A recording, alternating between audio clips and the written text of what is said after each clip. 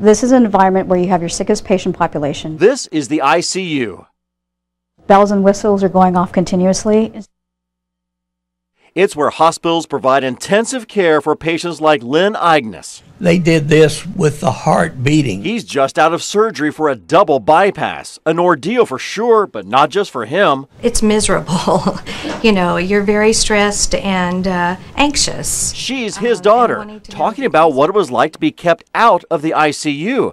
That happened to them a decade ago when he had his first heart operation. You have to follow the rules. Even now, we found big differences in when you can visit a loved one in intensive care. We do have set hours. For example, the Houston Northwest Medical Center limits visitation in the surgical ICU to 5 hours during the day and a single hour in the evening. The patient's starting to get tired and we want to maximize their rest and maximize their ability to heal. But that very notion that too much visitation can hurt a patient in ICU is being challenged. Some hospitals in Houston are opening up ICUs as never before, and a new federal rule is prompting even more openness in intensive care. Look what they've been doing for years now at Methodist Hospital. It not only allows families to visit, but their dogs too.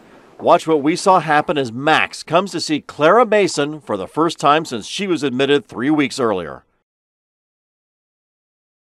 But isn't all this excitement, all these visitors, bad for someone like Clara with a heart condition and bronchitis?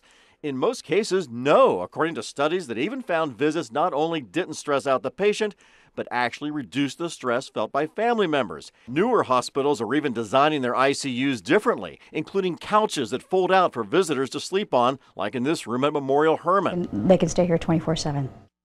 And some do. My mom has stayed at night, and I'm going to stay this evening. But in ICU, to have a room like this of your own, and your family sitting right over there, it's just so unusual, you know. But it's getting more common in Houston, where a rethinking of the ICU can mean even visitors like Max are allowed in to make the most fragile of patients feel better.